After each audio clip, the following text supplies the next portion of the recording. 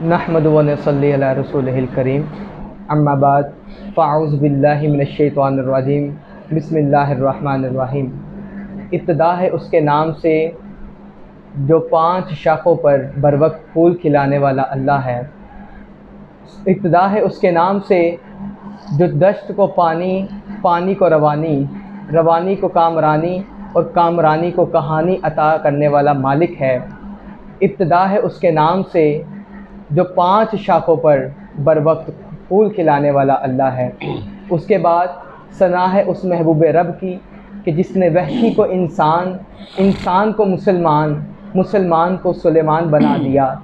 बेदाद को देखा तो मिकदाद बना दिया, बेज़र पे निगाहे रहमत डाली तो बूज़र बना दिया। मजबूर को सीने से लगाया तो बाइख्तियार बना दिया, और मट्टी से बहलते हुए मलंग को देखा तो बहलोल बना दिया, और अगर किसी ने फ़िज़ा में परवाज़ करना चाही तो उसे शहबाज कलंदर बना दिया। हर इब्तिदा से पहले, हर इंतहा के बाद, हर इब्तिदा से पहले हर इंतहा के बाद ज़ाते नबी बुलंद है, ज़ाते खुदा के बाद। और दुनिया में जितने भी एहतराम के काबिल हैं लोग, मैं सबको मानता हूँ मगर मुस्तफ़ा के बाद, मैं सबको मानता हूँ मगर मुस्तफ़ा के बाद। अल्लाह रब्बुल इज़्ज़त की हम्दो सना और उसके प्यारे महबूब नबी मुकर्रम, शफ़ी मुअज़्ज़म, रसूल मुहतशम, हबीब किबरिया, अहमद मुजतबा जनाब मोहम्मद मुस्तफ़ा सल्लल्लाहु तआला अलैहि वसल्लम की बारगाह बेकस पनाह में हदियतुल सलाम के बाद तमाम नाज़रीन को, तमाम सामाईन को अस्सलामु अलैकुम। नाज़रीन, जैसा कि हमने आपसे वादा किया था कि इंशाअल्लाह जल्द आप सबके सामने रमज़ानुल मुबारक की तरह आगे भी मज़ीद इंशाअल्लाह ट्रांसमिशन का आगाज़ जारी और सारी रहेगा। अल्लाह रब्बुल इज़्ज़त की ज़ात का बेपनाह लुत्फ़ व करम कि उसने एक मरतबा फिर ये तौफ़ीक़ अता फ़रमाई, और ये सब कुछ अल्लाह रब्बुल इज़्ज़त की अता से मुमकिन हुआ। और इसमें हमारी MUQ प्रोडक्शन की पूरी टीम का शुक्रिया अदा करता हूँ कि जिसने इसमें साथ दिया और दिन रात मेहनत की। दुआ है रब्बे कायनात इन सब को इसका अजर अता फ़रमाए। नाज़रीन, जैसा कि आप सबको मालूम है, मुहर्रमुल हराम का महीना हमारे दरमियान मौजूद है, जिसमें इमाम अली मुकाम की कुर्बानियों को अल्हम्दुलिल्लाह हम याद करते हैं, और वाक़ई करबला हमें बहुत सारी चीज़ों का दर्स देकर जाता है। इसी में यकम मुहर्रमुल हराम हज़ूर अलैहिस्सलाम के यारों का भी ज़िक्र करेंगे इंशाअल्लाह। यकम मुहर्रमुल हराम सैयदना फ़ारूक़ आज़म रज़ियल्लाहु तआला अन्हुमा आपकी शहादत का भी दिन है इंशाअल्लाह। इसी हवाले से आज का मौजू इंशाअल्लाह क़िबला अल्लामा साहब हमारे दरमियान मौजूद होंगे, इंशाअल्लाह आप बयान फरमाएंगे। ट्रांसमिशन का आगाज़ नात रसूल मकबूल सल्लल्लाहु अलैहि वसल्लम से करेंगे, लेकिन उससे कबल आज के हमारे मेहमान हमारे दरमियान मौजूद है, उनका तारुफ भी आप सबके सामने करवाता चलूँ। सबसे पहले हमारे दरमियान बहुत ही खूबसूरत शख्सियत, बहुत ही प्यार वाली शख्सियत, आप अल्लाह रब्बुल इज़्ज़त ने आपको बड़ी मोहब्बतों से, बड़ी इज़्ज़तों से नवाजा। आप जब बोलते हैं तो सामने वाले को किसी लफ्ज़ को समझने की ज़रूरत नहीं रहती। आप अल्हम्दुलिल्लाह इतने खुले अल्फाज में और आसान अल्फाज में हर मौजू को बयान करते हैं। मेरी मुराद जनाब हज़रत अल्लामा कारी सुहेल आरफ मोइनी साहब, आप ट्रांसमिशन की ज़ीनत बरे। अस्सलामु अलैकुम। इसी के साथ साथ हमें ज्वाइन किया कारी कुर्रा, फ़खरुल कुर्रा, कारी नेमत रशीद साहब, आपने हमें ज्वाइन किया। अस्सलामु अलैकुम। आपकी तशरीफ़ आवरी का शुक्रिया। माशाल्लाह बड़ी प्यार वाली शख्सियात हैं कि आप अपनी मसरूफ़ियात तर्क करके आज की हमारी ट्रांसमिशन की रौनक भरे। मैं आपको खुशामदीद कहता हूँ। बिला तख़ीर ट्रांसमिशन का आगाज़ करते हैं नात रसूल मकबूल सल्लल्लाहु अलैहि वसल्लम से। तो मैं क़िबला कारी साहब से दरख्वास्त करूँगा कि ट्रांसमिशन में नात रसूल मकबूल सल्लल्लाहु अलैहि वसल्लम पेश फरमाएं। सल्ले अला नबीना सल्ले अला मुहम्मदिन सल्ले अला शफीना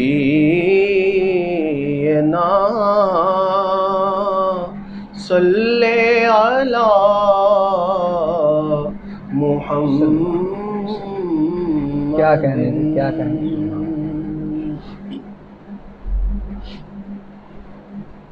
मदीने दे नजारे वाह वाह भाल दाए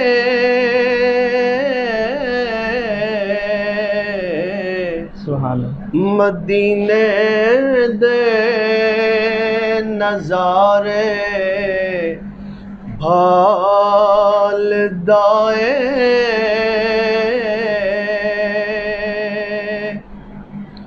मदीने दे नजारे भाल दाए। क्या कहने हैं, क्या कहने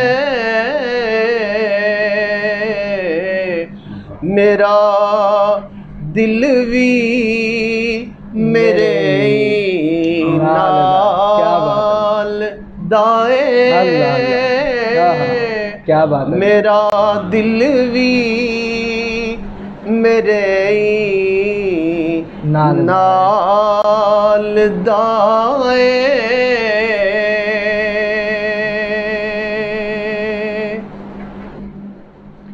मैं पल्ला फड़ लिया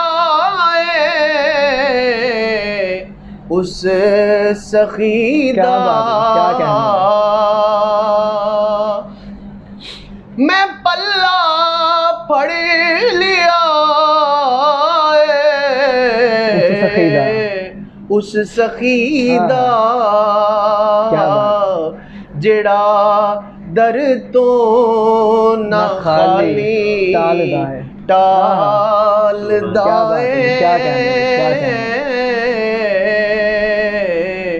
जेड़ा दर तो ना खाली टाल दाए।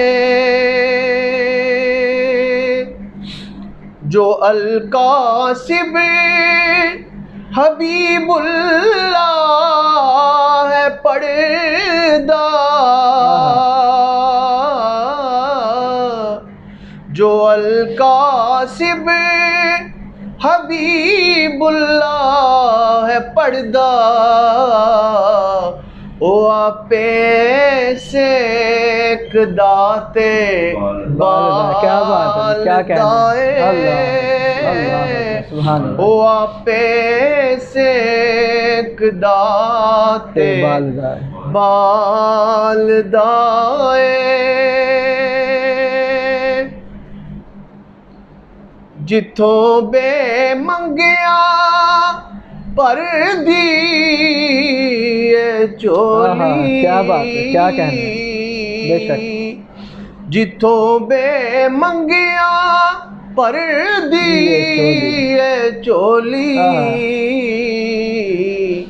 ओ दरवाजा अली दे। क्या बात है, क्या कहना बेशक। ओ दरवाजा अली दे लाल दाए। ओ दरवाजा अली दे लाल दाए। नसीरो चित नहीं शाह दे दरदा।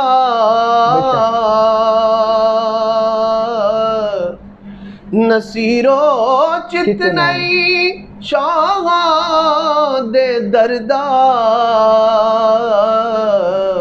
जेड़ा साइल नबी दी आल दाए।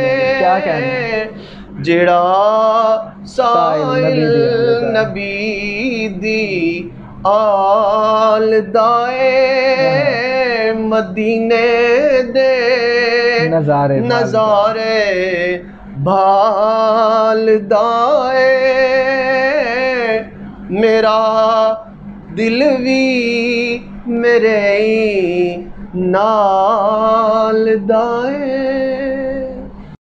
जी नाजरीन, माशाल्लाह ये तो थे कारी निमर रशीद साहब जो कि बहुत ही खूबसूरत अंदाज में बारगाह रिसालत मआब सल्लल्लाहु अलैहि वसल्लम में बुलहाए अकीदत पेश फरमा रहे थे।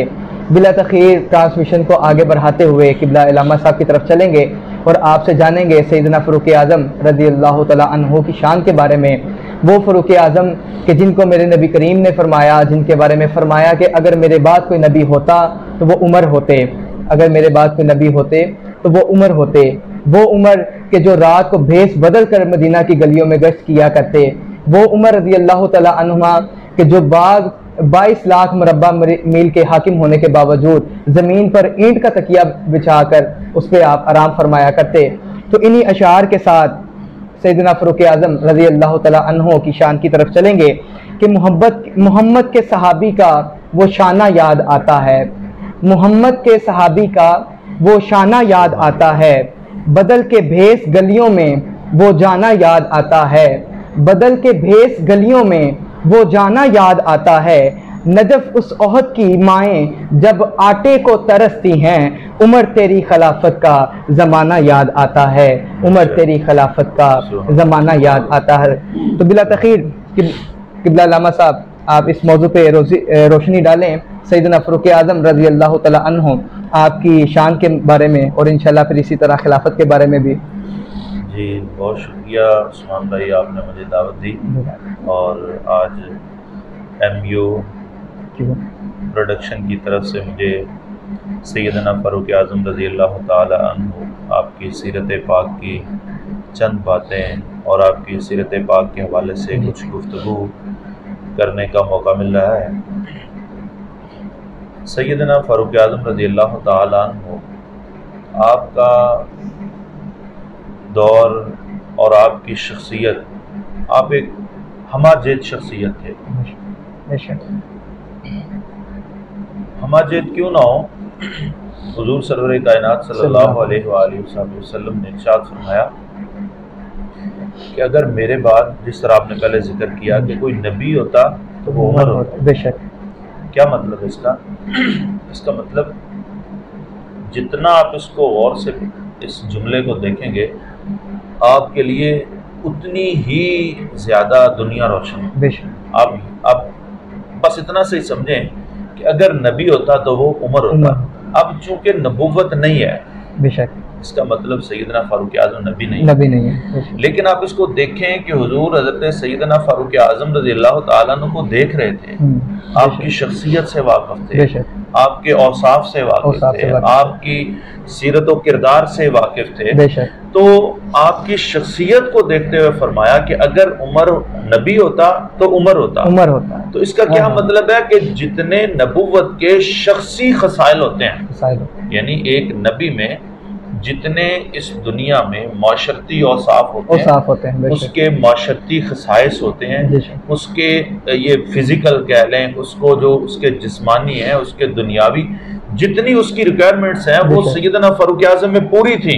बेशक। यानी हुजूर ने उनकी सीरत को देखा कि जितने एक पैगंबर के औसाफ हैं वो सारे उम्र में है। बेशक। जितने एक नबी में औसाफ होते हैं, आप सोचें नबी में कितने औसाफ होते हैं, उसकी शख्सियत में कितने औसाफ होते हैं, अब उनका तो हम अहाता भी नहीं कर सकते। तो इसलिए हम कहते हैं सैयदना फ़ारूक आज़म की जो ज़ात है वो एक मुकम्मल ज़ात है, हमाजेद ज़ात है। आप जिस पैराए में देखेंगे सैयदना फ़ारूक आज़म रज़ी अल्लाह तआला अन्हु आपकी पैदाइश से लेकर आपकी जवानी तक, फिर जवानी से लेकर कबूल इस्लाम और कबूल इस्लाम के बाद जिस तरह आपने ज़िंदगी गुजारी और हुज़ूर सरवर कायनात सल्लल्लाहु अलैहि वसल्लम के साथ आपने वफादारी की और फिर इस्लाम के लिए जितनी आपने कोशिशें की, जितने इस्लाम से पहले आप इस्लाम और शारे इस्लाम हज़रत सल्लल्लाहु अलैहि वसल्लम के मुखालिफ थे, उतने ही आप इस्लाम जब कबूल किया तो उनकी शख्सियत में हम देखते हैं, जब आपकी पैदाइश होती है, सीरत के निगारों ने कोई सैयदना फ़ारूक आज़म रज़ी अल्लाह तआला अन्हु के जो पैदाइश से कबूल इस्लाम से पहले के जो बचपन के जो वाक़यात हैं वो इतने जिक्र नहीं किए। कोई एक आध वाक़या मिलता है, जैसे औकाज़ का मेला लगा हुआ था तो लोगों ने शोर देखा, एकदम से शोर आ रहा है, शोर सुनाई दिया और इस कदर वो शोर था कि औकाज़ में जितने लोग थे वो भी शुस्तर रह गए, परेशान हो गए कि ये शोर कहाँ से आ रहा है। पता चला कि ये खत्ताब के घर बेटा पैदा हुआ है और उधर से खुशी में लोग जो है वो चीख चला रहे हैं। इतनी उनको खुशी थी सैयदना फ़ारूक आज़म रज़ी अल्लाह तआला की विलादत की। और फिर उसके बाद आप जवानी में, यानी ये कबूल इस्लाम के से पहले के एक दो वाक़यात हैं जो मैं जिक्र कर रहा हूँ कि एक दफ़ा आप एक मैदान से गुजरे, चटियल मैदान था, झाड़ियाँ और इस तरह की, जिस तरह रेगिस्तान उसमें मक्का में और होते हैं, गुजरे तो आपकी ना आंखों से आंसू आ गए, आप दीदा हो गया। तो दोस्तों ने पूछा अमीरुल मोमिनीन ये क्या मामला है?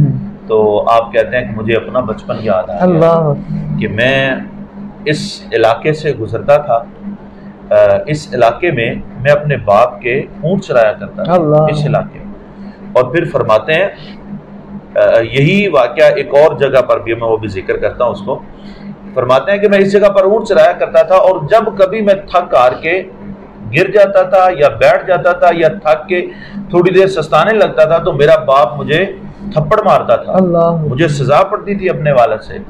और मेरा वालिद किस लिए मुझे डांटता था कि तुझे ऊँट चराने नहीं आते, तुझे ऊँट भाग जाते हैं। ये सैयदना फारूक आज़म। और फिर कहते हैं मैं आप दीदा इसलिए हो रहा हूँ कि एक वक्त वो था जब उमर को ऊँट चराने नहीं आते थे और आज खुदा के बाद इस दुनिया का मैं हाकिम। ये सैयदना फारूक आज़म की।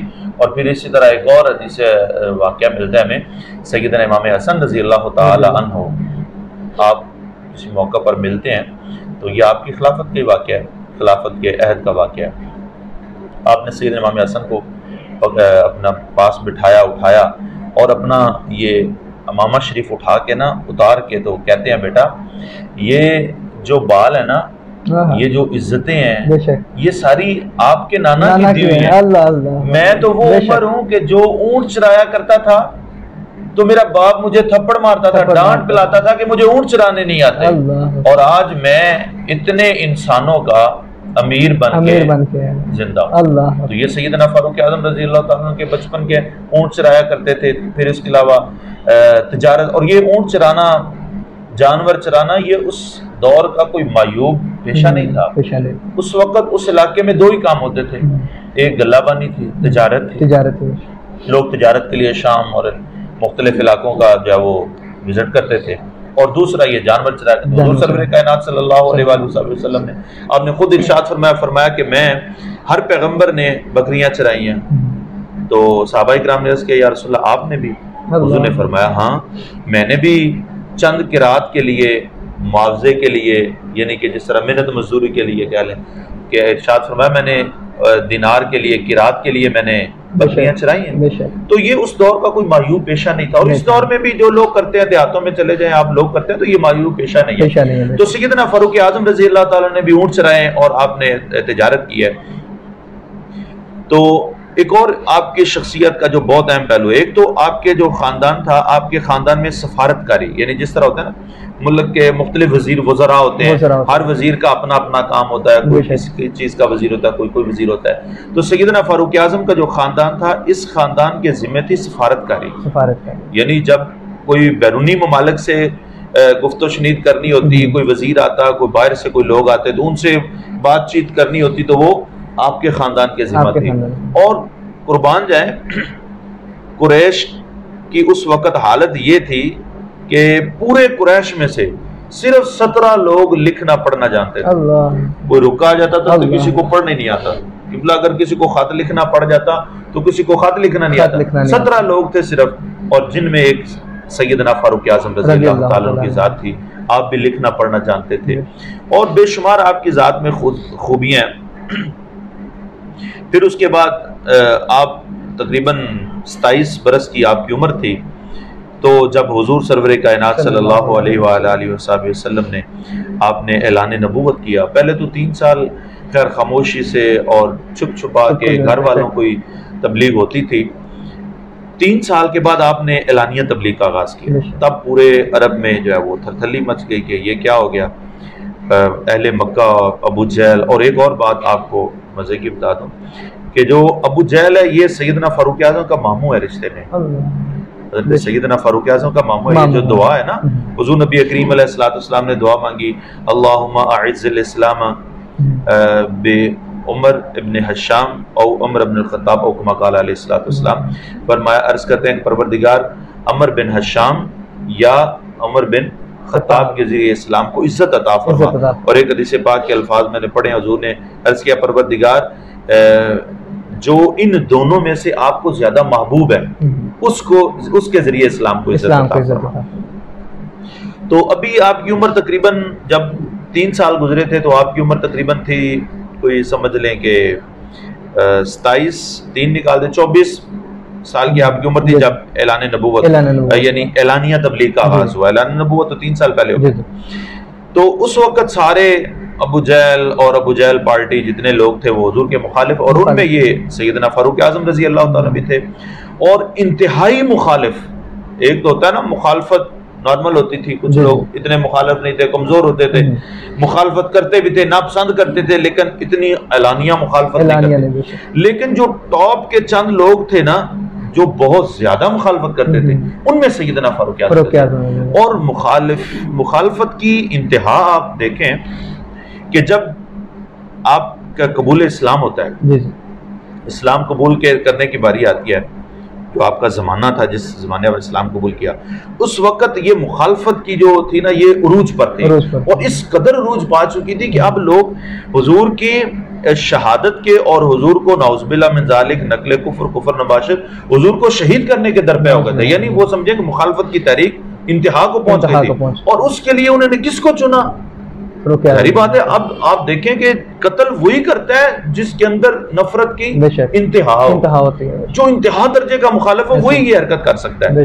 तो मैं तो कहता हूँ अबू जहल को भी इतनी वो नहीं थी हिम्मत कि वो जाके इस तरह का हरकत करता, लेकिन सैयदना फारूक आज़म रजी अल्लाह तआला अन्हु, आपने वो तलवार पकड़ी हुई है, चेहरा सुर्ख है, गुस्से से जा रहे हैं।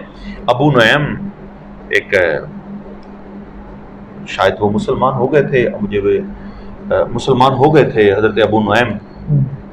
फारूक आज़म को इस हालत में जब देखा तो कहने लगे उमर आज खैर है। ये उस वक्त हुजूर तबलीग फरमा रहे थे अरकम बिन अरकम रजी अल्लाह तआला अन्हु के घर में, और ये घर था सफ़ा के करीब, जो घाटी है ना जहाँ पे सफ़ा मरवा सही करते हैं हुज्जाज इकराम, वहाँ पे करीब घर था। और अब वहाँ पे घर नहीं, सिर्फ एक तख्ती लगी हुई है और सीढ़ियाँ हैं बलाई मंजिल की तरफ जाने के लिए। वहाँ पे आपने तो देखा होगा, अल्लाह पाक हमें भी ले जाए। कारी साहब आप भी गए हैं कि नहीं? हाँ माशाल्लाह, कारी साहब भी हुए, आप भी हुए। दुआ करें अल्लाह पाक मुझे भी ले जाए, आपके साथ ही हम दिनों इकट्ठे सभी इकट्ठे जाएं, पूरी आप हमारी इंतजामिया जो है वो MU प्रोडक्शन की सारी जाए। तो वहाँ पे तख्ती लगी है, उसमें आप तबलीग फरमा रहे थे, उधर उस तरफ रुख था आपका। तो हज़रत अबू नईम कहते हैं कि किधर का इरादा है उमर आज? तो कहते हैं आज नाउज़ुबिल्लाह मिन ज़ालिक नकले कुफ्र नबाशित, कहते हैं कि आज मैं मोहम्मद को शहीद करने जा रहा हूँ। तो आपने फरमाया कि उमर पहले जाके अपने घर की तो खबर ले, इधर जा रहा है इस्लाम की शम्मा गुल करने के लिए, पहले अपने घर की खबर ले।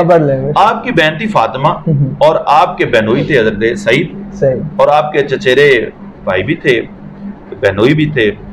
तो कहा कि अपने घर जाओ। अब उसी गुस्से में आप अपनी बहन के घर जाते हैं, दरवाजा खटखटाते हैं, बहन देखती है कि भाई आए हैं। कौन?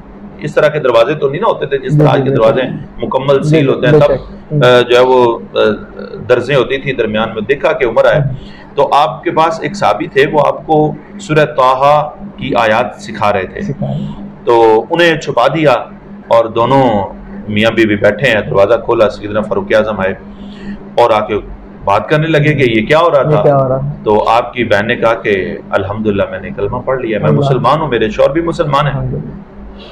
तो सैयदना फारूक आज़म गुस्से में तो पहले ही थे, मारना शुरू कर दिया, और इतना मारा कहते हैं कि आपकी पेशानी से ना खून टपकने लगा, जख्म आ गया आपकी बहन को।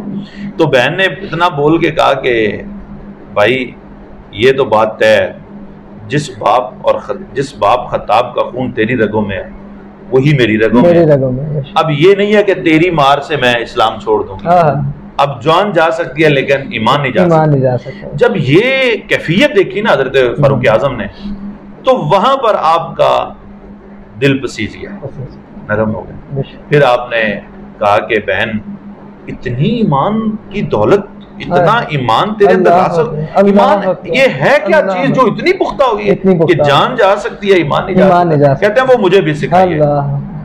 तो बाद रवायात में आता है कि आपकी बहन का ऐसे नहीं, पहले आप अपना हाथ मुंह धोएं, अपने आप को पाक करें।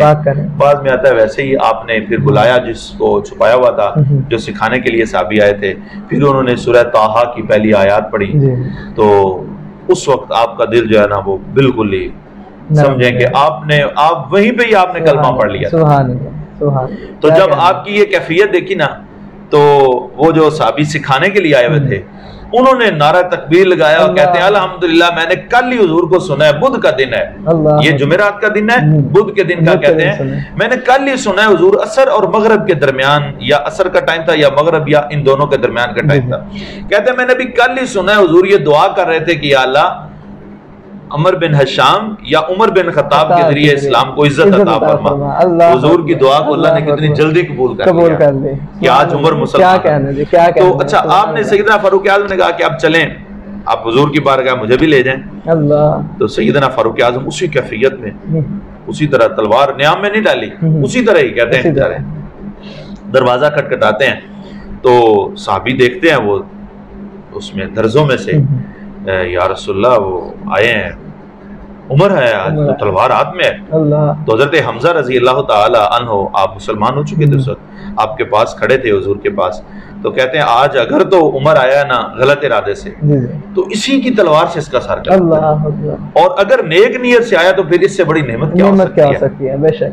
तो हुजूर सरवर कायनात सल्लल्लाहु अलैहि वसल्लम, आप बातें तो सुन रहे हैं, लेकिन पता नहीं ये तो अब जो कैफियत थी उस वक्त, ये तो हुजूर की कैफियत है, ना वो हम बयान कर सकते हैं ना हमें मालूम है। काश कि वो तयक्कुन, अपनी दुआओं पर तवक्कुल अल्लाह पाक हमें भी अता कर दे। हुजूर को इतना यकीन था, हुजूर ने फरमाया नहीं आज दरवाजा खोल दो, उमर का इरादा अच्छा है, दरवाजा खोल दो। क्या बात, साहबी ने दरवाजा खोला। अभी दरवाजा मैं कहता हूँ इतनी जल्दी थी वो सैयदना फारूक आज़म को कि दरवाजा मैं कहता हूँ बाद में खुला है, वो कदमों में पहले आ गया। सुभान अल्लाह, क्या फारूक आज़म आए और कहते हैं उस रात मैंने जितनी रवायात पढ़ी उन्होंने मुझे ये जुमले मिले हैं, इस कदर जोर से नारा लगाया है ना जिस वक्त सैयदना फारूक आज़म मुसलमान हुए, वो सहाबा इकराम जितने वहां पे मौजूद थे, और वो मौजूद ज्यादा नहीं थे, टोटल 39 थे जिन्होंने हजरत उमर फारूक से पहले मुसलमान हुए थे। अब वल्लाहु आलम वहां पे सारे थे या कुछ अपने कामों के लिए गए थे, कुछ थे वहां पे, जितने भी थे, पर इस कदर जोर से लगा, ऐसे लगता था जैसे कोहे सफा मरवा में हर तरफ ये नारा तकबीर की आवाजें आ रही, इस कदर जोर से। लोगों की खुशी का आलम क्या होगा, क्या खुशी का आलम होगा जब लोग सैयदना फारूक आज़म मुसलमान हो गए। और फिर नमाज का टाइम होता है, हुजूर फरमाते हैं कि वुजू करें, नमाज पढ़े। तब 2 नमाजें पढ़ते थे और वो भी कसर की नमाजें होती थी, बस इस तरह मुख्तसर, नमाज फर्ज तो हुई नहीं थी। तो सैयदना फारूक आज़म रजी अल्लाह, हज़रत अब्दुल्लाह इब्न अब्बास रजी अल्लाह तआला अन्हु या हजरत अब्बास, मुझे अब ये कंफर्म याद नहीं है, हदीस पाक के साहबी से मरवी है, कहते हैं कि हमने कभी भी अलल ऐलान नमाज नहीं पढ़ी थी, हमें इतनी इस्तिताअत ही नहीं थी कि हम अलल ऐलान नमाज पढ़ें। वो कहता है सबसे पहली जो नमाज हमने अलल ऐलान पढ़ी है वो उमर फारूक की तलवार के साए के नीचे। क्या कहते हैं फारूक आज़म ने अर्ज़ किया, या रसूलल्लाह जब आप सच्चे हैं, आपका दीन सच्चा है, आपका रब सच्चा है, तो क्यों छुप छुप के हमें बातें करें? ये सैयदना फारूक आज़म। और फिर कहते हैं 2 लाइनें बनाई गई सैयदना फारूक आज़म ने पहले जाकर, ये अजान तो बाद में आई है ना, हिजरत के बाद, पहले आपने अजान दी। और वो अजान क्या है, और वो अजान क्या थी? वो अजान ये नहीं थी अल्लाहु अकबर अशहदु अल्ला इलाहा इल्लल्लाह, वो ऐलान ये थी, वो अजान ये थी कि है कोई आज जो अपनी बीवी को बेवा करे, जो अपने बच्चों को यतीम कर दे। आज किसी में इतनी हिम्मत है तो आए उमर का मुकाबला करे, उमर ने इस्लाम कबूल कर। क्या बात है, क्या ये अजान थी सैयदना फारूक आज़म की पहली। फिर आपने नमाज पढ़ी, अल्लाहु अकबर, वो कैफियत कैसी होगी? ये सैयदना फारूक आज़म रज़ी इस्लाम है। और फिर इस्लाम कबूल करने के बाद जितने आप पहले मुखालिफ थे हुजूर पर, उतने ही ज्यादा निछावर भी हुए सैयदना फारूक आज़म। हर वक्त हुजूर के साथ हैं, हर लम्हा हुजूर के साथ है, हर लम्हे, और अल्लाह के रसूल को इतने महबूब हैं सैयदना फारूक आज़म, कुर्बान जाएं कि सैयदना फारूक आज़म रजी अल्लाह ताला अन्हु आप फरमाते हैं 3 मकामात ऐसे हैं, ये खुद अपनी जुबान, हम तो हदीस मुबारका में, आयात में हम तो तकरीबन कोई 17-18 के करीब लोग निकाल लेते हैं, लेकिन आपने जो अपनी जुबान से कहा, कहते हैं कि मेरी 3 ऐसे मकामात हैं जहां पर अल्लाह ताला ने मेरी तायद की है। यानी वो मसला, वो मशवरा मैंने दिया, अल्लाह ताला ने वही के जरिए उनको फरमाया, इसी तरह के जैसे मेरे उम्र। क्या बात है, क्या कहने, क्या कहने। ये आप नमाज पढ़ते हैं जब हज करने जाते हैं, आपको भी अल्लाह पाक ने सादत दी, अल्लाह सबको सादत दे। मकाम इब्राहिम पे दो नफल पढ़ते हैं, तवाफ कर रहे हैं, सिद्दीक अकबर अर्ज़ करते हैं या रसूलल्लाह ये हमारे अब्बा जान इब्राहिम की निशानी है, यहाँ पे नमाज ना पढ़ लें, यहाँ पे ये सैयदना इब्राहिम अलैहिस्सलाम की ये निशानी है, ये कदम, यहाँ पे नफल ना पढ़ लें, हमारे अब्बा जान है, हम यहाँ पे हमारे दिल करता है नमाज पढ़े। तो आपने ये अभी इशारा किया था, अपनी ख्वाहिश का इजहार किया था, जाहिर बात है हुजूर तो खामोश होते थे, हुजूर तो इंतजार करते थे वही का। अभी इंतजार इतना नहीं किया कि जिब्रील अमीन आ गए, आके अर्ज करते हैं या रसूलल्लाह, अल्लाह ताला फरमाता है वत्तखिज़ू मिन मकाम इब्राहीम मुसल्ला, ये हमारी उम्र की जुबान से निकला, आप इसको ही कबूल करें, यहाँ पे नमाज पढ़े। सुभान अल्लाह, क्या कहते हैं, ताईद है, ताईद है। और फिर हुजूर एक दफा एक आया मुकद्दसा पढ़ रहे थे, 18वें सिपारे में आयत है कि इंसान की इब्तिदाए अफरीनश के हवाले से कि इंसान को किस तरह किन मराहिल से पैदा किया। तो सैयदना फारूक आज़म सामने बैठे हैं, ये सुन रहे हैं सारा। जब ये सारी वो उसकी मराहिल सुन लिए तो अभी हुजूर की जुबान में अल्फाज थे कि सैयदना फारूक आज़म रजी अल्लाह तआला अन्हु बरमला, जिस तरह बंदा कहता है ना वालिहाना, बंदा वालिहाना उनकी जुबान से निकले, फतबारकल्लाहु अहसनुल खालिकीन, कितना खूबसूरत है पैदा करने वाला। मैं कहता हूँ वो पता नहीं किस कैफियत में थे सैयदना फारूक, हुजूर के सामने थे, हुजूर वो मराहिल गिनवा रहे थे, पानी है, फिर लोथड़ा है, फिर उसके ऊपर हड्डियां है, फिर गोश्त है, फिर शक्ल है, फिर जान है, फिर उसका खून, उसकी खुराक है, फिर वो उसको इतना अरसा उसको अल्लाह पाक अंधेरों में रखता है। और फिर सैयदना फारूक आज़म तो हुजूर के चेहरे को देख रहे थे ना, वो फारूक आज़म रज़ी अल्लाह ताला वो सारा अपने ज़हन में खाका बना के फिर कहते हैं अल्लाह ने इतनी प्यारी शक्ल बना दी इन मराहिल के बाद, हुजूर की शक्ल को देख के कहते हैं फतबारकल्लाहु अहसनुल खालिकीन, प्यारे हबीब आप अल्लाह पाक ने इतनी प्यारी को कितना प्यारा तखलीक करने वाला है। तो अल्लाह ताला ने उन्हीं अल्फाज के साथ कुरान पाक नाज़िल कर दिया कि फारूक आज़म की जुबान से निकले फतबारकल्लाहु अहसनुल खालिकीन। ये सैयदना फारूक आज़म है। आप फारूक आज़म की जितनी शान मैं कहता हूँ हमा जेत हैं, वो जब नबुव्वत के सारे खवास, नबुव्वत के खसाइस सिवाय नबुव्वत के शख्सी खसाइस जितने हैं, शख्सी औसाफ जितने हैं, वो सैयदना फारूक आज़म रज़ी अल्लाह ताला में थे। और ये एक शान है सैयदना फारूक आज़म इस्लाम की। अल्लाह पाक हमें आपकी सीरत पर अमल की तौफीक अता फरमाए। जी बहुत खूबसूरत अंदाज में क़िबला कारी साहब बयान फरमा रहे थे सैयदना फारूक आज़म रज़ी अल्लाह ताला अन्हु की। इन्हीं अशार के साथ अपनी ट्रांसमिशन को आगे बढ़ाएंगे और मनक़बत सैयदना फारूक आज़म रज़ी अल्लाह ताला अन्हु ट्रांसमिशन में इंशाल्लाह शामिल करेंगे। उमर की जुर्रत पे जाऊं कुर्बान, उमर की जुर्रत पे जाऊं कुर्बान कि जिससे शैतान भी है लर्जा, उमर की जुर्रत पे जाऊं कुर्बान कि जिससे शैतान भी है लर्जा, उमर के आने से कुफ्र पर जवाल जो आया कमाल आया, उमर के आने से कुफ्र पर जवाल जो आया वो कमाल आया। इन्हीं अशार के साथ बढ़ते हैं क़िबला कारी साहब की जानिब और मनक़बत जो है ट्रांसमिशन में शामिल करते हैं।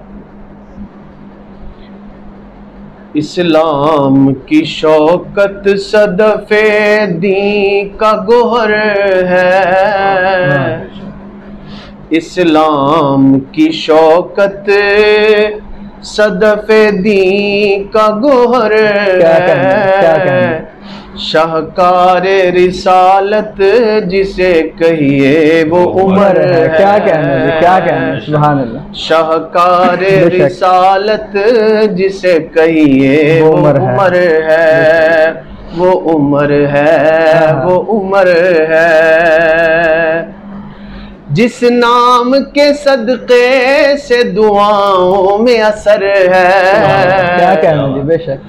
जिस नाम के सदक़े से दुआओं में असर है, वो नाम उमर, नाम उमर, नाम उमर क्या कहना है, वो नाम उमर, नाम उमर, नाम उमर है।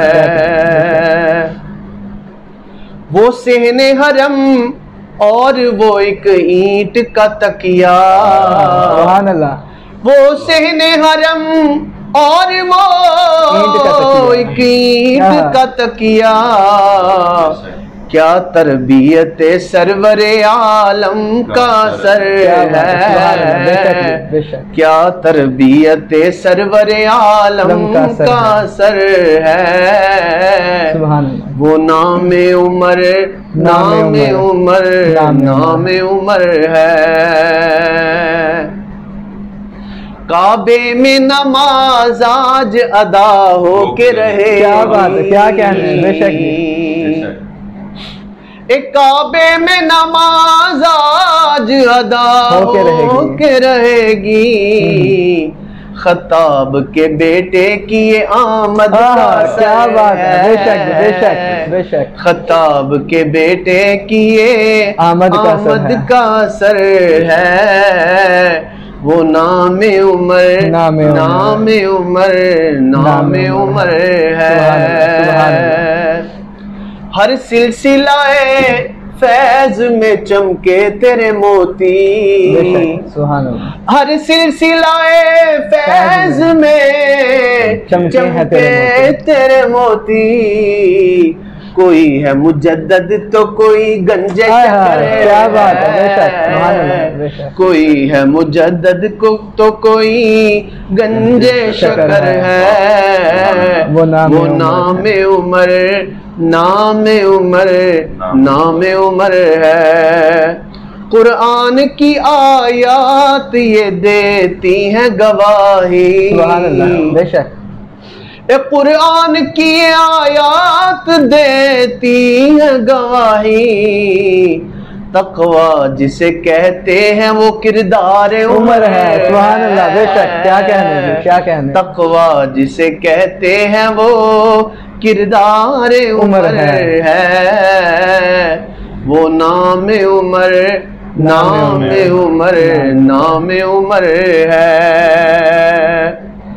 कतरा के गुजर जाता है उस दिन से हर एक गम। एक कतरा के गुजर जाता है उस दिन से हर एक गम। जिस दिन से मेरे विर्दे जुबान नामे उमर है। क्या बात है, क्या कहना। जिस दिन से मेरे विर्दे जुबान नामे उमर है। वो नामे उमर नामे उमर नामे उमर है। वो दौर न पा कर भी ये निस्बत के नसीराज। क्या बात। वो दौर न पा कर भी ये निस्बत के नसीरात। बैत मेरे अफकार की बरदस्ते उमर। क्या बात है, क्या कहना है। सुभान अल्लाह। बैत मेरे अफकार की बरदस्ते उमर है। वो नामे उमर नामे उमर नामे उमर है। इस्लाम की शौकत सदफे दी का गोहर है। शाहकार रिसालत जिसे कहिए वो उमर है। वो उमर है, वो उमर है, वो सुभान अल्लाह। माशाल्लाह, बहुत ही खूबसूरत अंदाज में कारी निमर रशीद साहब बारगाहे सैयदना फारूक आज़म रज़ी अल्लाह तआला अन्हु आपकी बारगाह में अपनी हाज़िरी का शरफ हासिल कर रहे थे। नाज़रीन, बिला तख़ीर ट्रांसमिशन को आगे बढ़ाते हुए एक मरतबा फिर इलामा साहब से गुफ्तगू करेंगे और जानेंगे सैयदना फारूक आज़म रज़ी अल्लाह तआला अन्हु आपकी खिलाफत के बारे में और आपकी शहादत के बारे में। जी क़िबला इलामा साहब। बिस्मिल्लाहिर्रहमानिर्रहीम। शाहकार नबूवत जिसे कहिए वो उमर है। बेशक वो वाकई शाहकार थे। अल्लाह, कोई शक नहीं इसमें। नबूवत के हाथों से तरबियत पाई थी। बेशक जिस कदर तबीयत पहले सख्त थी, मुखालिफ थी इस्लाम के, उसी कदर मैं कहता हूँ उससे बढ़ के जब मुसलमान होते हैं तो इस्लाम से वफादार होते हैं। बेशक सैयद आलम सल्लल्लाहु अलैहि वसल्लम के वफादार होते हैं। और आपका जो खिलाफत का ज़माना है, वो कहते हैं ना कि अगर सैयदना फारूक आज़म अगर 10 साल और इस दुनिया में जिंदगी गुजार जाते इसी रोबो दबदबा से, तो कोई मजहब बचता ही ना। बेशक आपका जो जमाना है बहुत सुनहरी कामयाब तरीन इस्लाम का जमाना है। बेशक फुतूहात बहुत ज्यादा हैं और रवायात में आता है कि 25 लाख मुरब्बा मील है। माशाअल्लाह, सुभान अल्लाह। 25 लाख मुरब्बा मील को आप किलोमीटर पे कन्वर्ट करें जी। तो मुझे राइट फिगर तो नहीं, अलबत्ता को राउंड अबाउट आप 40 से प्लस हो जाते हैं। ऐसे 40 लाख किलोमीटर से आप ज्यादा हो जाते हैं। पाकिस्तान का टोटल रकबा कितना, 7,96,000 है। तो पाकिस्तान से कई गुना ज्यादा कितनी आपकी गवर्नमेंट थी, आपकी सल्तनत थी। पूरा आज का सऊदी अरेबिया है, मुत्तहिदा अरब अमारात है आपकी, आपका मिस्र है, आपका इराक है, खुरासान है, आपका ईरान है, अफ्रीका के इलाके हैं, मिस्र है, मिस्र के 7 इलाके हैं अफ्रीका के हैं, शाम का इलाका है, कितने मुल्क हैं, ये सारे सैयदना फारूक आजम की खिलाफत का हिस्सा थे। और आपने जिस कामयाबी के साथ और जिस रोब और जिस इस्लामी उसूलों के मुताबिक जिस महारत के साथ आपने गवर्नमेंट को चलाया, उसके बाद आज तक ऐसा हमें नजर नहीं आता। खिलाफत राशिदा सैयदना उस्मान गनी, सैयदना मौला मुश्किल कुशा, उनके जमाने के अपने मामलात थे, लेकिन चूंकि वो मामलात कुछ बहुत मामलात खराब हो गए कि जिसका खमियाजा आज तक उम्मत मुस्लिमा जो है वो भुगत रही है। लेकिन जो वो 10 साला दौर था सैयदना फारूक आजम का, वो अपनी शान का था, अपनी शान का। उसमें अगर हम देखें कि खलीफा का किरदार जो है, ये सैयदना फारूक आजम रज़ी अल्लाह ताला बतौर खलीफा आपने 10 साल गुजारे हैं। क्योंकि जो रियासत होती है वो एक बंदे के गिर्द घूमती है। जो पूरी रियासत का जवाबदेह इंसान होता है, इस दौर में जिस तरह आप कह लें वजीर आजम है। अब किसी भी वजीर के नीचे कोई काम होता है तो वो डायरेक्ट ना भी हो, इनडायरेक्ट वो वजीर आजम उसका जिम्मेदार होता है, सरबराह वो मुल्क। तो अमीरुल मोमिनीन सैयदना फारूक आजम, आप खलीफा थे तो पूरी सल्तनत आपके मतहत थी। वक्त के इस दौर के हिसाब से अगर देखा जाए तो वजीर आजम भी आप खुद हैं, सिपा सलारे अफवाज, चीफ उसको क्या कहते हैं, चीफ ऑफ आर्मी स्टाफ आप कह लें, वो आप खुद थे, सैयदना फारूक आजम थे। लेकिन इस सारे के बावजूद आपका शख्सी किरदार कैसा है? जब आपकी खिलाफत की बारी आई, सैयदना सिद्दीक़ अकबर रज़ी अल्लाह ताला अन्हु का आखिरी वक्त था, दोस्तों ने पूछा कि आप किसको नामजद करेंगे खिलाफत के लिए? तो सैयदना सिद्दीक़ अकबर ने इरशाद फरमाया कि रज़ी अल्लाह ताला अन्हु, आपने इरशाद फरमाया कि उमर को मैं खिलाफत के लिए नामजद करता हूँ। लोगों ने कहा ये आप क्या कर रहे हैं, क्या कर रहे हैं? इतने सख्त तबीयत का मालिक बंदा है वो, तो ये कुछ मामला अजीब सा नहीं हो जाएगा? आप सैयदना फारूक आजम को कर रहे हैं, वो तो बड़ी सख्त तबीयत के हैं। तो सैयदना सिद्दीक़ अकबर पर कुर्बान जाएं, आपकी जज करने की सलाहियत पर कुर्बान जाएं कि आपने गौहर को कैसे आपने जो है वो निखारा और कैसे उसको हाईलाइट किया। दूसरे लफ्ज़ों में कह लें, आप फरमाते हैं कि उम्र पर जब खिलाफत का बोझ पड़ेगा ना, वो नरम हो जाएगा। सख्त थे आप, सबको पता था फारूक आजम कितने सख्त हैं, इतने सख्त हैं कि एक दफा अज़वाजुल मुतहहरात उम्महातुल मोमिनीन हुजूर के पास बैठी थी, तो अपने नानो नफ़का के हवाले से बात कर रही थी कि जिस तरह बीवियां होती हैं शौहर से खर्चा तलब करती हैं, तो इस तरह का कोई मामला था। सैयदना फारूक आजम है वो छुप गए, खामोश हो गए। हुजूर मुस्कुरा दिए फारूक आजम को देख के, आप भी मुस्कुरा दिए। तो से हुजूर ने इरशाद फरमाया कि उमर, मैं तो इन औरतों को देख के मुस्कुरा रहा हूँ, मैं तो इनको देख के हंस रहा हूँ। तो हुजूर से अर्ज करते हैं, या रसूलल्लाह, ये आपसे, ये मुझसे डरती, मुझसे डर के इन्होंने ऐसा किया? हुजूर ने फरमाया, हाँ तेरे डर से ये छुप गई। अर्ज करते हैं कि मुखातब करते हैं अज़वाजुल मुतहहरात को, आपको तो डरना चाहिए हुजूर से, आप मुझसे डर रही हैं, मैं तो हुजूर का गुलाम हूँ, आपको हुजूर से डरना चाहिए। तो आवाज आती है मस्तूरात से, उम्महात फरमाती हैं कि आप हुजूर से ज्यादा सख्त हैं, हुजूर नरम तबीयत के हैं आप सख्त तबीयत के हैं, इसलिए आपसे डरती हैं। हुजूर मुस्कुराए, हुजूर ने इरशाद फरमाया, उमर वल्लज़ी नफ्सी बियदिही औ कमा क़ाल अलैहिस्सलाम, उमर उस जात की कसम है मुझे जिसके कब्जा कुदरत में मेरी जान है, शैतान तुझे जिस रास्ते पे जाते हुए देखता है ना वो अपना रास्ता ही बदल लेगा। इतनी सख्त तबीयत है सैयदना फारूक आज़म। लेकिन जब खिलाफत का बोझ आता है, कुर्बान जाए वही फारूक आज़म, वही सैयदना फारूक आज़म है। ईंट पड़ी हुई होती है, उसके ऊपर सर रखते हैं तो सो जाते हैं। खड़े होते हैं खुतबे के लिए, हक महर के हवाले से बात करते हैं। एक औरत खड़ी होकर कहती है, उसी मजमे में आप खिताब कर रहे हैं लोगों से, उसी मजमे में खड़ी होकर औरत कहती है, ए उमर ये क्या मामला हुआ, अल्लाह हमें अता करता है, उमर हमें रोक रहा है। ये हक महर तो अल्लाह ने दिया है ना, ये इसमें कोई पाबंदी नहीं है, आप थोड़ा दें या ज्यादा दें। तो सैयदना फारूक आज़म इस तरह कर रहे हैं कि लोगों को यानी कि तंबीह कर रहे हैं कि ज्यादा हक महर ना दिया करो। तो वो औरत खड़ी होगी, अब औरतों का हक है ये हक महर। वो कहती है ये क्या बात हुई, अल्लाह हमें अता करता है, जब अल्लाह ने पाबंदी नहीं लाई तो उमर क्यों पाबंदी लगा? अल्लाह हमें अता करता है, उमर रोकता है। तो आपने फरमाया, बीबी ये क्या बात कर रही हो, मुझे इसकी कोई दलील तो दे। तो सैयदना फारूक आज़म रज़ियल्लाहु ताला अन्हु को उस औरत ने जवाब दिया, कुरान पाक की आयत पढ़ी कि अगर वो आयत है सूरह निसा की 4 पारे के आखिर में है कि उसका मफहूम इस तरह है कि जब तुम औरतों को कोई खजाना अता कर दो तो उनसे वापस ना लिया। तो जब ये आया मुक़द्दसा सुनी सैयदना फारूक आज़म ने तो सर झुका लिया और थोड़ी देर गौर व फिक्र करने के बाद कहते हैं, हाँ उमर ने खता की, औरत ने सच बोला, औरत ने सच कहा। वो उमर कि जिससे पहले औरतें इस कदर खाइफ होती थी, इतना खौफ था, इतना रोब और दबदबा था।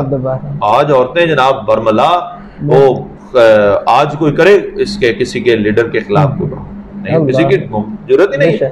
वो 25 लाख मुरब्बा मील का अमीरुल मोमिनीन है, वो सिपा सलार भी हैं, वो वजीर आजम भी हैं, वो सब कुछ है। लेकिन एक औरत खड़ी होकर कहती है कि आप ये क्या करें, तो उधर देखे ना उनकी शख्सियत का, किरदार उनका देखें, हक पसंदी कितनी है कि अगर अपनी कहीं पे झोल नजर आई है तबीयत में तो फौरन रुजू कर लिया। नंगी रेत पे सो जाते हैं, डर खौफ नहीं किसी का, अल्लाह का खौफ है। लोग आते हैं मिलने के लिए, जी किधर गए आपके अमीरुल मोमिनीन, और इशारा करते हैं जी वो उधर गए, जाते हैं दरख्त के नीचे नंगी रेत के ऊपर जनाब लेटे हुए, कोई बॉडीगार्ड नहीं, कोई जनाब गार्ड नहीं है, कोई कुछ नहीं है। उन्होंने कहा कि उमर वाकई तूने अदल किया जमीन पर और तू बड़े आराम से सो, तुझे कोई अब खौफ नहीं। ये सैयदना फारूक आज़म है। वो घरों में जाके लोगों की, वो एक गुलाम औरत थी, गुलाम सॉरी कह रहा हूँ, बूढ़ी औरत थी। तो वो बूढ़ी औरत नाबीना थी, उसका कोई काम करने वाला नहीं था। तो आपने जाके उसका काम काज कर दिया। अब वो औरत कहती है कि आप खाना खिलाना मुझे भूल गए, ये आपने मुझे खाना खिलाया है, पहले तरीके से नहीं खिला रहे, भूल गए खाना खिलाना कि मैं कैसे खाना खाती हूँ। तो सैयदना फारूक आज़म की आंखों से आंसू आए, कहते हैं कि भाई वो जो तुझे पहले खिलाता था ना उसका इंतकाल हो गया, आज मैं उमर आया हूँ तुझे खिलाने के लिए। ये आपका किरदार। जाते हैं अपने मोहल्ले में से गुजर रहे हैं, मदीना में गश्त कर रहे हैं, एक झोंपड़ी से आवाज आती है रोने की बच्चों की। दरवाजा खटखटाया, अंदर जाते हैं, कहते हैं क्या हुआ है। उस औरत ने पहले तो बातें की कि उमर के दौर में यूं यूं हो रहा है, उसे क्या पता था कि यही अमीरुल मोमिनीन है। बच्चों को मैं सुला रही हूँ खाने पीने के लिए, कुछ नहीं। आपकी तो कैफियत जो थी मैं तो लफ्जों में उसको बयान ही नहीं कर सकता। पानी पानी हो गए आप। निकले वहां से और गए बैतुल माल में गए और एक अनाज का पूरा एक सामान बांधा, राशन, उसमें जरूरियात सारी थी, वो अपने कंधों में रखा। गुलाम साथ वो कहता है हज़रत मैं उठा लेता हूँ। आपने फरमाया उमर के बोझ उठा सकता है, कल क़यामत के दिन मैं हिसाब दूंगा, मेरा बोझ उठाएगा तू। ये अमीरुल मोमिनीन है, ये रियासत मदीना है और ये खलीफा का किरदार है। कहते हैं कि आप मेरा बोझ उठा सकते हैं, मैं ये खुद उठाऊंगा। अपने कंधों पे रखते हैं, माई के घर जाते हैं, जल्दी जल्दी आटा गूंथते हैं, माई के साथ काम करते हैं, खाना बनाते हैं, बच्चों को जगाते हैं, खाना खिलाते हैं, सो जाते हैं। उस वक्त माई दुआ करती है, आप फरमाते हैं मैं ही हूँ, मैं ही अमीरुल मोमिनीन। ये है सैयदना फारूक आज़म का किरदार, ये है अमीरुल मोमिनीन। शाम फतह होता है, जाते हैं। अब शाम के पादरी जो है वो इस्तेकबाल के लिए, जी अमीरुल मोमिनीन मुसलमानों के आ रहे हैं, घोड़ा आ रहा है जी, सवारी आ रही है, एक बंदा ऊपर बैठा हुआ, एक ने वो बागें पकड़ी हुई है, उसकी लगामें पकड़ी हुई है और वो आगे आगे चल रहा है। अब वो जो सारे पादरी थे वो सारे उस जो ऊपर बैठा वो उसको सलूट कर रहे हैं, उसको रश्क भरी निगाहों से देख रहे हैं कि ये इसका खलीफा है, ये इनका अमीरुल मोमिनीन है। जब वो करीब आते हैं तो लोगों ने बताया, वो जो उनके बड़े पादरी थे वहां पे खड़े थे, जो वो सवार की तरफ दौड़ रहे थे, लपक रहे थे, उन्होंने कहा ये हमारे अमीरुल मोमिनीन नहीं है, ये जो लगामे पकड़ के आ रहे हैं ना हमारे अमीरुल मोमिनीन क्या बात है जी, क्या गुलाम सवार है, अमीरुल मोमिनीन पैदल आगे आ रहे हैं। बेशक ये किरदार है सैयदना बेशक फारूक आजम रजी अल्लाह ताला का। और आपकी खिलाफत आपने जितने ये अदलिया का अलहदा मनसब बनाया, अबू मूसा अशरी रजी अल्लाह ताला को आपने पहला काजी मुंतखब किया, काजी शुरैह आपने, आपके जमाने में एक काजी थे, सबसे पहले वज़ाइफ भी इन्होंने, वज़ाइफ पहले ये आइमा के काजी के वज़ाइफ हैं, फिर उसके बाद फौज का एक अलहदा निज़ाम पूरा महकमा बनाया गया, अदलिया का महकमा बनाया गया। इसके अलावा नमाज तरावी जमात नहीं होती थी, अलहदा लोग नमाज तरावी पढ़ते थे।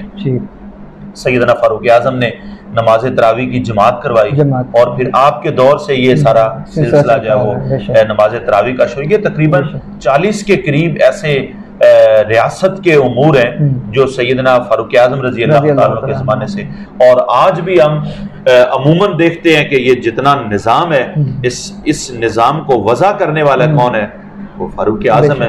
वो एक अलग बात है कि आज मुसलमान जो है वो भूल गए। आज हमें ऐसे किरदार की जरूरत है, हमें ऐसे किरदार अपनाने होंगे। तो आप देखें, हमें हमारी नस्ल को ये पता ही नहीं है कि ये काम शुरू किसने किया, मालूम ही नहीं है कि फारूक आजम का किरदार कैसा, फारूक आजम की खिलाफत कैसे, रियासत मदीना ये कता नजर के ये किसका जुमला है बहरहाल कि ये जो हमें ख्वाब दिखाया जाता है, फारूक आजम का किरदार भी तो सामने रखे वो हम देखना ही नहीं चाहते।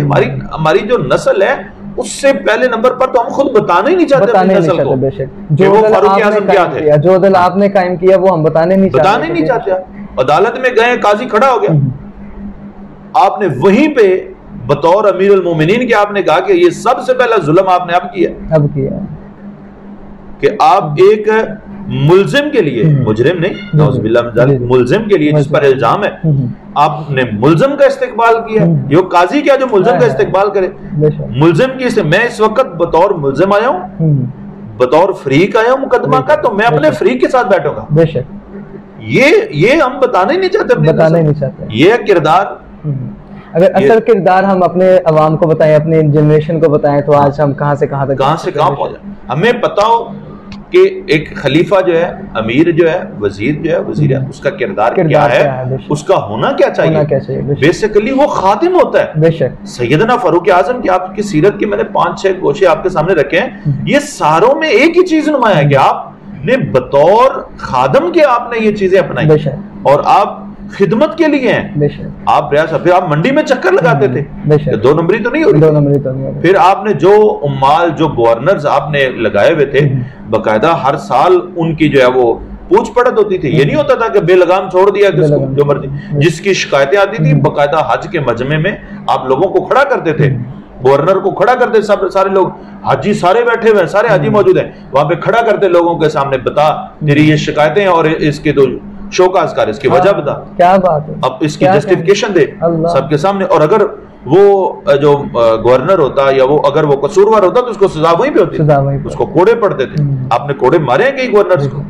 आज फिक्र सिर्फ इसी बात की है कि हमारे किरदार ऐसे हैं, हमने बताने नहीं है ना। सैयदना फारूक आजम की सीरत को, हज़रत फारूक आजम की सीरत को हम लोगों पर लाएं, लोगों को पता हो कि फारूक आजम क्या थे और बतौर खलीफा, बतौर अमीर के, बतौर इस सरबराह ममलकत के उनका किरदार कैसा है और हमारा किरदार कैसा होना चाहिए।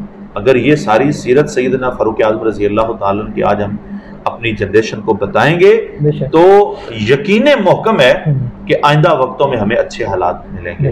लेकिन शर्त यह है कि हमें खुद को सैयदना फारूक आजम रजी अल्लाह ताला, चूंकि आपकी निस्बत से आज बात हो रही है तो हम आपकी सीरत का हवाला देते हैं कि अल्लाह पाक हमें सैयदना फारूक आजम रजी अल्लाह ताला की सीरत के मुताबिक अपने आप को ढालने की तौफीक अता फरमाए। आमीन जी। बहुत खूबसूरत अंदाज में किबला कारी साहब सैयदना फ़ारूक आज़म रज़ी अल्लाह तआला अन्हो आपकी शान बयान फरमा रहे थे और आपका किरदार बयान फरमा रहे थे। काश के हमारे किरदार भी ऐसे हो जाएं। अल्लाह ताला हम सबको आपके किरदार पे अमल करने की तौफीक अता फरमाए। इसी के साथ हमारी ट्रांसमिशन का वक्त हुआ चाहता है। इंशाअल्लाह इसी उम्मीद के साथ अगली ट्रांसमिशन में आप सबसे मुलाकात होगी। एक मरतबा फिर MUP प्रोडक्शन की पूरी टीम का मैं शुक्रगुजार हूँ कि जिनकी विसादत से, जिनकी मेहनत से आज ये कामयाबी अल्लाह रब्बुल इज़्ज़त की ज़ात ने अता फरमाई है। दुआ है रब्बे कायनात आज की इस ट्रांसमिशन में जो कुछ भी हमने ज़िक्र ज़कार सैयदना फ़ारूक आज़म रज़ी अल्लाह तआला अन्हु आपकी शान में किया, अल्लाह ताला इसको कबूल फरमाए। इंशाअल्लाह इसी उम्मीद के साथ अगले प्रोग्राम में आप सबसे मुलाकात होगी। अपने होस्ट मोहम्मद उस्मान कादरी को इजाज़त दीजिए। अल्लाह हाफ़िज़।